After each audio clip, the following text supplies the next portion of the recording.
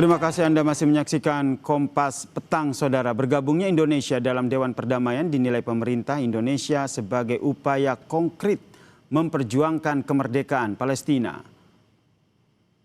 Menteri Luar Negeri Sugiono menjelaskan bergabungnya Indonesia dalam Dewan Perdamaian merupakan upaya konkret memperjuangkan kemerdekaan Palestina. Menurutnya, lewat keanggotaan, Indonesia akan mampu memperkuat lobi diplomasi. Sugiono bilang negara-negara yang tergabung dalam Dewan Perdamaian akan memastikan bahwa upaya penyelesaian konflik berorientasi pada kemerdekaan Palestina atau solusi dua negara.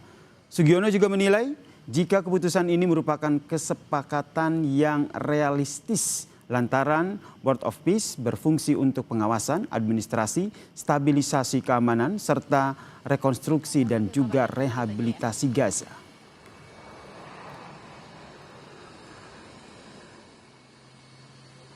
Bapak Presiden memutuskan Indonesia untuk bergabung dengan berbagai pertimbangan. Yang pertama, tentu saja kita sejak awal merupakan negara yang peduli pada perdamaian, pada stabilitas internasional, dan khususnya pada situasi yang terjadi di Palestina.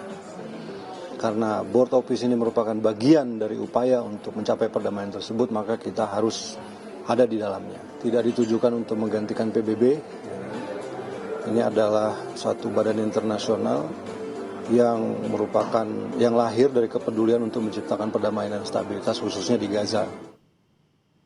Sebelumnya, Saudara, Indonesia resmi bergabung dengan Dewan Perdamaian untuk Gaza yang digagas oleh Presiden Amerika Serikat Donald Trump.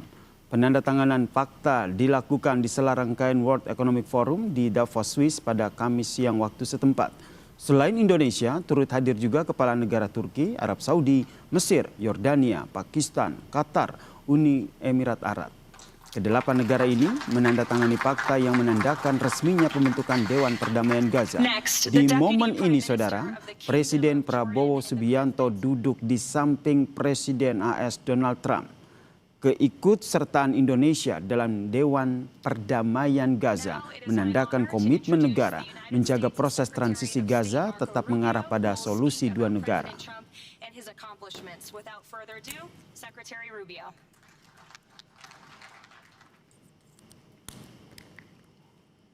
Presiden Prabowo Subianto menilai Dewan Perdamaian Gaza yang baru dibentuk dapat memperlebar jalan menuju perdamaian di Gaza. Indonesia akan menggunakan keanggotaannya di dalam badan yang diketuai oleh Presiden Amerika Serikat Donald Trump ini untuk menyuarakan penghentian kekerasan, perlindungan warga sipil dan juga akses kemanusiaan serta pemulihan tata kelola sipil Palestina. Menurut Prabowo, penderitaan warga Gaza pun kini berangsur berkurang seiring dengan semakin banyaknya dukungan demilitarisasi di Gaza. Ini kesempatan bersejarah, ini benar-benar peluang untuk mencapai perdamaian di Gaza.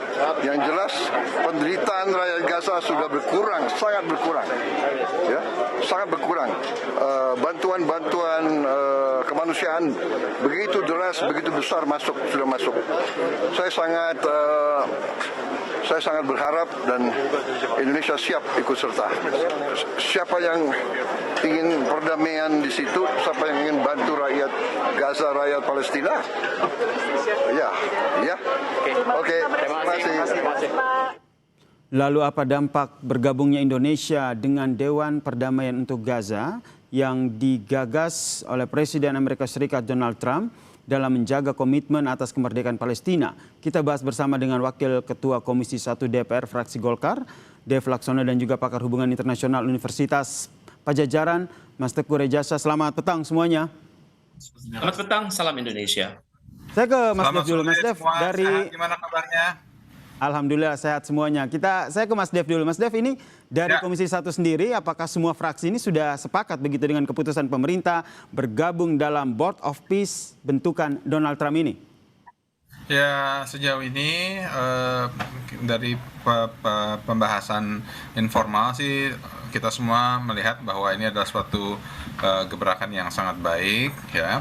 walaupun kita tentunya perlu membahas lebih dalam lagi tentang tata kerjanya kan Board of Peace itu sendiri, seperti peran Indonesia sejauh mana.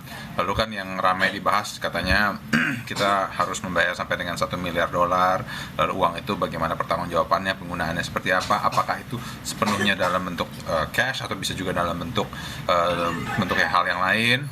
Nah, tapi ya ini semua masih ongoing proses. Sebelum kita bisa memutuskan lebih jauh atau bersikap lebih dalam, kita ikuti proses yang sudah diinisiasi oleh Presiden. Ini adalah suatu keputusan yang amat berani dan juga tentunya melihat perkembangan geopolitik, sikap-sikap dan keputusan ini tentunya akan berdampak yang long lasting kepada peran-peran Indonesia ke depannya. Oke, tentu saja harapannya Indonesia bisa berkontribusi ya dengan solusi dua negara untuk kemerdekaan Palestina. Saya ke Mas Reza. Mas Reza, saya melihatnya seperti apa? Karena kita lihat sebenarnya di dalam Board of Peace ini sendiri Palestina tidak dilibatkan. Kemudian Board of Peace ini sendiri pernah sempat disinggung oleh Amerika Serikat sebagai Dewan Keamanan bayang-bayangnya PBB. Terima kasih. Saya pikir secara konstitusional ya, masyarakat Indonesia itu patut menghargai keputusan yang telah dibuat oleh Presiden Prabowo Subianto. Karena keputusan ini tentunya dibuat berdasarkan pertimbangan rasional dengan memerhatikan manfaat jangka panjang bagi kepentingan nasional Indonesia dan sejalan dengan tujuan pendirian Republik Indonesia, yakni untuk turut mendukung perdamaian dunia, terutama sekali menjadikan Indonesia sebagai penyeimbang dalam keanggotaan Board of Peace yang berhasil menghimpun banyak anggota dari berbagai benua sekaligus. Namun, mengingat undangan Presiden Trump tersebut diberikan dalam waktu yang sangat singkat, pada saat yang sama suasana kebatinan Indonesia adalah sangat peka atas nasib masyarakat Palestina yang semakin terpuruk, disertai untuk keharusan mampu menjalankan kebijakan luar negeri bebas aktif secara konsisten dan benar, tentunya Mas Reza. Dan jawaban Presiden Indonesia itu sangat cepat dan ini mengagetkan Indonesia, terutama sekali saya pikir masyarakat umum.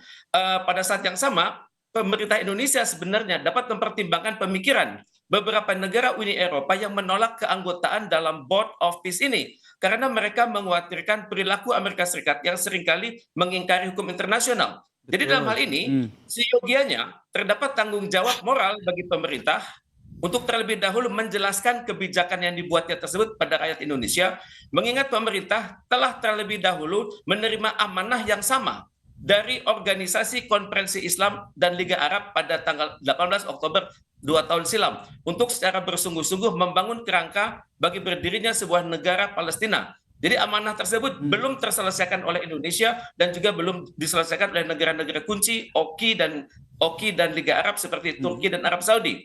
Jadi mengingat keputusan Presiden ini sudah mengikat adanya, hendaknya diwaspadai jika Indonesia berpotensi menjadi bagian dari sebuah struktur internasional baru pimpinan Amerika Serikat yang memiliki potensi berseberangan dengan Perserikatan Bangsa-Bangsa dan hukum internasional. Karena saat ini belum diketahui. Ya, siap. Oke, saya mau minta tanggapan dari Mas Dev nih. Mas Dev, dengan kondisi yang seperti yang dijelaskan oleh Mas Rejasa tadi, tentu apa akhirnya langkah yang diambil oleh Komisi 1 DPR sendiri agar meyakinkan bahwa sebenarnya langkah yang diambil oleh Indonesia bergabung dalam Board of Peace bentukan Trump ini adalah betul-betul bisa mengedepankan dan menyuarakan perdamaian untuk Palestina? Ya, kan tujuan utamanya itu memang adalah perdamaian. Tujuan utamanya itu adalah untuk memastikan konstruksi perbaikan, peningkatan kesejahteraan dan juga kesepakatan yang telah dibuat di Mesir beberapa waktu silam itu berjalan dengan baik. Nah ya, jadi kita berlandaskan dengan niatan baik tersebut. Nah nanti sepanjang perjalanan pergerakan daripada Board of Peace ini sejauh mana, hal yang perlu dikoreksi kah, hal perlu yang dipertegas, nah itu bisa kita lakukan seiring waktu yang berjalan.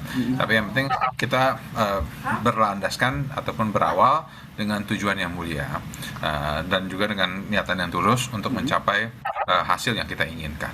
Termaksud mengantisipasi, ini masih antisipasi karena kalau kita lihat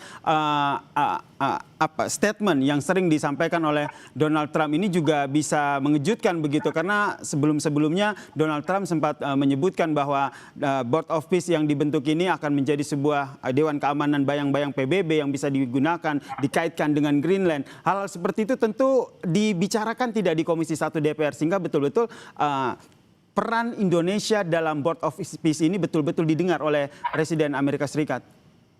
Ya, makanya kan hal-hal teknis tentang bagaimana pelaksanaan kinerjanya ini kan belum sepenuhnya kita lihat kan, baru charter awalnya saja.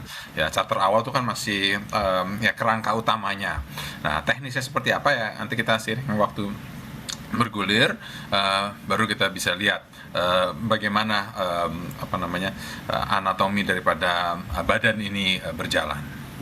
Oke, ke Mas Reza, kalau kita lihat dalam tanda tangan fakta integritas yang dilakukan, Presiden Donald Trump duduk begitu dengan Presiden Prabowo gitu, berdekatan begitu, sempat ditepuk begitu, menunjukkan kedekatan antara Donald Trump dan juga Amerika Serikat. Apakah ini bisa jadi salah satu tanda bahwa dengan Indonesia masuk ke Board of Peace ini tentu suara ataupun nanti rekomendasi yang disampaikan oleh Indonesia terkait dengan solusi dua negara terutama untuk Palestina ini betul-betul didengar oleh Donald Trump?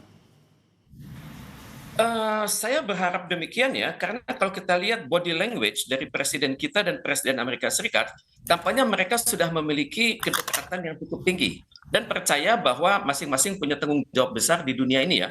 Cuman yang kita harus persoalkan nanti adalah bagaimana nanti hubungan kita dengan mereka yang sudah menandatangani dokumen itu. Oke lah, kita dekat dengan negara-negara seperti Argentina, dengan Armenia, jadi banyak sekali negara di situ, dengan Yordan, Kazakhstan, Mongolia, Maroko, Pakistan, Paraguay, kita tuh dekat. Cuman masalahnya adalah bagaimana nanti dalam mekanisme pengambilan keputusannya. Apakah pengambilan keputusan dalam Board of Peace dibuat secara musyawarah untuk mufakat seperti yang kita alami di dalam ASEAN, di dalam GNB, di dalam OI, atau berdasarkan siapa kuat, siapa menang? Karena dalam strukturnya itu kelihatan jabatan Presiden Donald Trump adalah permanen. Bahkan secara singkat Anda khawatir, maaf saya potong, secara singkat Anda khawatir kalau seandainya meskipun sudah masuk di Board of Peace ini Indonesia tidak bisa berbuat banyak karena keputusan tetap dari Donald Trump. Itu yang saya khawatirkan, karena kita sudah tahu bahwa Donald Trump itu adalah seseorang yang sangat sering mempermainkan hukum internasional. Dan saya khawatir Board of Peace itu hari ini masih difokuskan ke Gaza. Tapi tidak mustahil tahun-tahun ke depan akan difokuskan juga kepada belahan dunia yang lain. Dan saya khawatir kita berada di situ akan menjadi bagian dari kartu truf Trump buat menekan negara-negara lain. Karena keanggotaan dalam Board of Peace itu sangat banyak. Dan ini mengagetkan saya karena lebih komprehensif daripada susunan keanggotaan di dalam Dewan Keamanan PBB. Jadi ini benar-benar menunjukkan suatu Board of Peace yang sangat demokratis dan mewakili berbagai peradaban dan juga berbagai kewilayahan.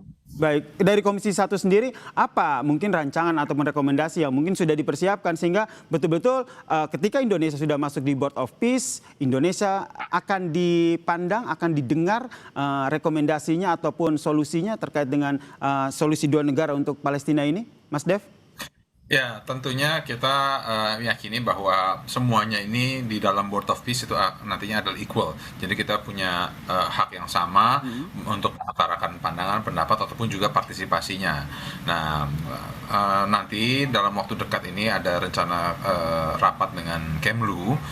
Nanti akan ada kesempatan untuk dipaparkan secara detail tentang tahapannya itu bagaimana, dan perannya kita bagaimana, dan juga prosesnya sejauh mana. Karena kan mengingat kita juga terlibat di sejumlah organisasi-organisasi internasional lainnya yang berkaitan dengan ekonomi seperti OECD, BRICS, ya, itu kan semua organisasi multilateral yang memiliki tujuan untuk penguatan ekonomi. Kalau ini kan tujuannya ini adalah untuk perdamaian, khususnya untuk di Gaza. Ya, kita tentu yakini ini semua berawal dengan niatan yang tulus untuk mencapai hasil yang optimal. Baik, terakhir singkat saja ke Mas Reza. Apa rekomendasi Anda sebagai pakar hubungan internasional sehingga ketika Indonesia sudah bergabung di Board of Peace ini betul-betul didengar terutama oleh Presiden Trump? Pertama, kita harus yakin bahwa mereka punya grand design, punya blueprint bagaimana membahas masalah-masalah Gaza tersebut. Karena jangan sampai masyarakat Gaza itu terpinggirkan oleh proyek-proyek Donald Trump yang fantastis. Karena saya perhatikan di dalam Board of Peace ini nantinya akan ada suatu lembaga namanya Board of Peace Executive Board. Mereka ini terdiri dari orang-orang yang saya perhatikan adalah sangat pro kepada Israel. Misalnya Nikolai Mladenov itu High Representative for Gaza ditunjuk oleh Presiden. Ada Mark Rubio di situ, United States Secretary of State. Ada Steve Witkoff, United States Special Envoy to the Middle East. Dan juga ada Jared Kushner, adalah Donald Trump, menantunya Donald Trump. Dan juga di situ ada Tony Blair, yakni mantan Perdana Menteri Inggris yang reputasinya dipertanyakan oleh kalangan Timur Tengah karena tangannya hingga sekarang masih berdarah.